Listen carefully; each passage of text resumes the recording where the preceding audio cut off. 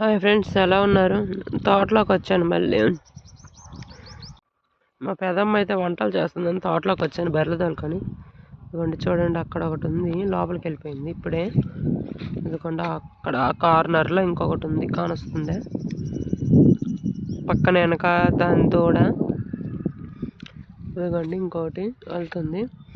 తోటలో అయితే కందికాయలు చాలా ఉన్నాయి ఫ్రెండ్స్. ఇవన్నీ కోసుకొని తినాలనిపిస్తుంది, కాకపోతే ఇవి పచ్చివి తినొచ్చు, కాకపోతే కొన్నే తినాలి. ఎక్కువ తింటే స్టమక్ ఇరిటేషన్ అవుతుంది.